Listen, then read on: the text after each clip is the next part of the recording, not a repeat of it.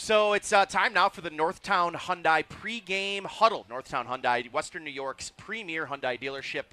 Joe, this is a tough game. These games against teams that you've got double-digit spreads against, I think, are so difficult to create talking points about because the expectation for the Bills, for Bills fans today, is that the Bills blow this team out at least as much as the Seattle Seahawks did a week ago in Seattle. I just think it's going to be a tough ask for the Bills today against a team that is probably going to be coming back with a little extra juice on the road for a second straight week. I did mention this week. This has got to be one of the hardest two-game away stretches in the NFL of any team this week. Traveling to Seattle last week for a 1 p.m. Eastern game. Yep. So a 10 a.m. Pacific game. Then going back to New Orleans and then back up here to Buffalo for this 1 p.m. Eastern game. So a difficult travel schedule, no doubt about it. A bad performance last week against Seattle. Unless the Bills can get some special teams help and a defensive touchdown, I think you got to look at a game that I think they'll cover the spread, but this should be an NFL game. I think you could look at last week as a real, 31 to 21. I'd like the game to be. I'd like them to cover. Yep. But I don't imagine this game, Joe, is going to be some kind of, insane blowout where the Bills win by 3-4 touchdowns. And so much of that could be labeled under we are spoiled now as Bills fans because of this whole era and how many times they'll beat teams like this. But it also is as much about New Orleans. This is the weakest team on paper the Bills have played in any game, in any environment, home or away, since who? I mean, it's a lot about them. It's a lot about the Saints. There's a guy in front of us with a sign, wins in the NFL, me 0, Spencer Rattler 0. He has not won a football game. Yes. He's 0-9. And it's not all about Spencer Rattler. It's also, part of it is he's a mid-round pick. Let's see the three-step drop then. You got the. But he's on a bad team, too. He is on a bad team. He's on a bad team. So, I don't, is this team worse than the Jaguars team that beat the Bills with Urban Meyer? It might be. That team at least had a highly drafted, talented quarterback. Here's what I'll say, though. They do have weapons. They have weapons, but do they have a quarterback that could get them? He's not bad, though. Is this worse than the Brandon Allen Broncos team the Bills played at home 4 or 5 years ago? I know he's got 0 wins, but I maybe want to hesitate by calling him right now the worst starter in football. He's not. I would agree with that. He's not the worst. This isn't Aiden O'Connell. By the numbers, he's been better than about he's 5 to 8 quarterbacks. He's middle 17th is basically where he ranks. We'll get into his numbers a little bit later in the show, but he's kind of middle of the pack. Some of that though is he's played from behind in a couple of these games, right? And maybe every single one of these games. That can inflate some of those numbers. And like you said, if there is one thing New Orleans presents a problem with, it is I do like their weapons. I like their weapons.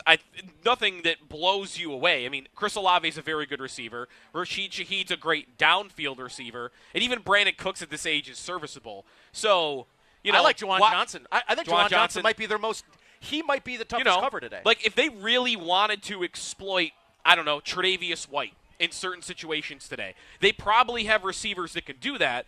But again, I question whether they have a quarterback that can get that receiver the ball, even if they win that matchup. Yeah, Rashid Shaheed to me is a guy down the field that I think could cause some problems if they're able to get the matchups they want. The Saints, that is. Test the safeties. Test the safeties. Test Bishop and Rapp today. But I think more so, if the Bills are going to run man coverage against this New Orleans team, what I saw last week and some of the trail technique with Tre'Davious White is when Jalen Waddle got into the open field and could run those drag routes and Tua had time, it was very clear to me that Trey had a difficult time in trail technique keeping up. They don't have a Jalen Waddle, and I don't think that's Shaheed's game necessarily, the drag routes across the middle stuff.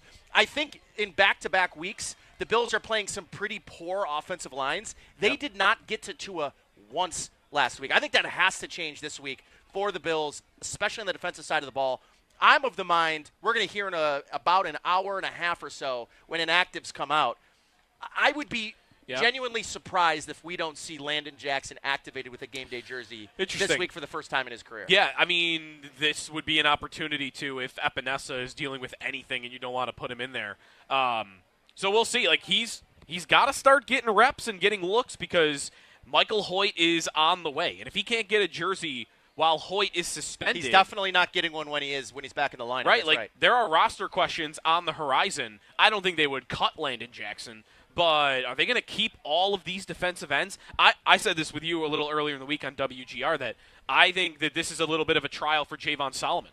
Yeah. That you're getting opportunity to play, and they're probably not going to cut a third-round pick when Hoecht comes back, so you better show something because they might have to make a tough roster decision in a couple of weeks. And I think this is a little bit of a trial run for him. I think he's been fine. I don't think he's been making a monster impact. He's also not playing more than, a dozen snaps a game. So if Jackson can get in there and start to show something, then I think that could make the picture a little bit clearer at defensive end. Because other than his draft status, he has not done anything. Not in camp, by any not reports, in preseason. Not from what I saw in training camp, not preseason, not any of the reports from practice since then that have told you this guy's demanding a jersey. Well, it would be more he'd get one by where he was drafted. I think it's also hard for a rookie that's not seeing game time opportunities to make an impact in practice during the season. But why isn't he seeing game time opportunities? I think did he not have 3 months to gain that opportunity?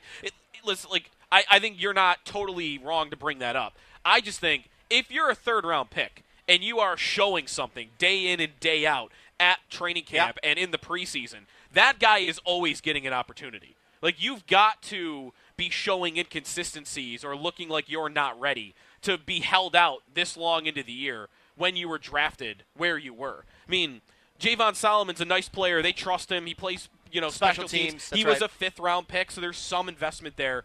But you don't keep forcing that guy into the lineup over your day 2 pick. It's not like he's out there getting a sack every single game. That's right. So, he's not really playing a ton on defense as it is. But maybe Jackson's one of these guys that's a gamer also. So there are guys like that in the league where they perform higher when they get into a game than necessarily what you see during the week. I do think the same argument that Sean McDermott has made for why Cole Bishop is one of 3 players to play 100% of the snaps through 3 weeks is because he needs the reps. I might argue that Landon Jackson, what we knew about him coming into his rookie season this year when they drafted him was this isn't a refined pass rusher, a guy that's coming in with a toolkit of pass rush moves. And yet he was probably out of I think Deion Walker was the one guy that NFL circles, draft people all looked at and said, that was a steal for the Bills. A guy that probably could have been a first-round pick had he not had a tough season last year.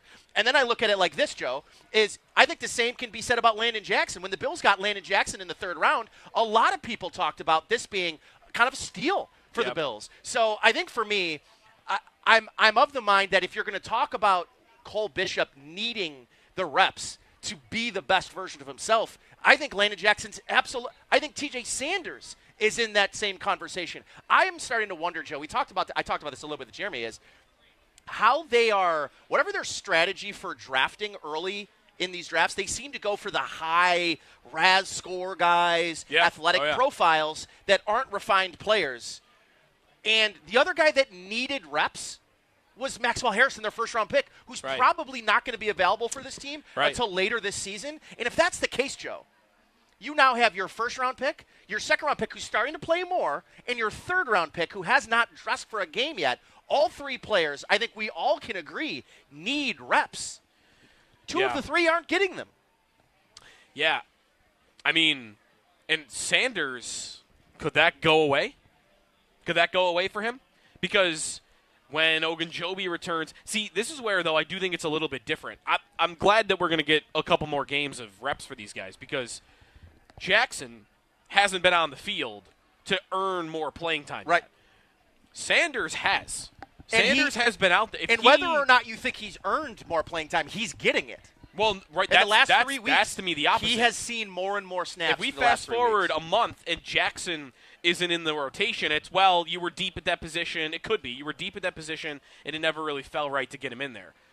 Sanders will have had that chance and lost it, which I think is very different, and I hope that we don't get to that point.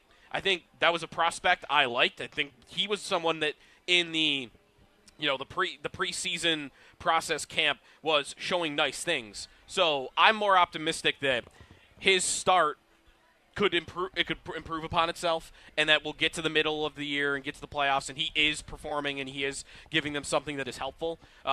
Jackson, I'm more skeptical because I don't know. Like even what he was in the first place as a prospect was what. Like kind of a stiff edge rusher that's really going to be more of like a run defender from the edge. And so, what he did was he tested out of the roof. I mean, he had 4.5 40. I mean, he had pretty 4.6.8. Was it 4.6? It's still pretty fast for defensive end, but yeah. So like, but good. He tested out of the roof, and I think because of the athletic profile, there was expectations for Landon Jackson to come in. And listen, I don't know that I can buy that this defense is just so good on the edges that he can't get playing time. Yeah. Because they didn't get a sack last week. To me, the only guy that has really earned the right to be talked about as playing at a really high consistent level is Joey Bosa. Right, because but you're not benching Greg Rousseau. You're not. I mean, you could talk about doing it for Epinesa. He's been fine. But they like him, and he's a veteran, and he's been here for years now, and they trust him. So I don't know. Like I think it's always been Solomon for me. It's been Solomon and Jackson competing for that final spot. And I like Solomon. I haven't needed to rush him off the field for Jackson. It's just you want your day 2 picks contributing, or you want signs that they'll contribute for you once you get around playoff time. I do think it's just signs. I think you want evidence that if something happens, one of these guys can come in and make an impact for you defensively.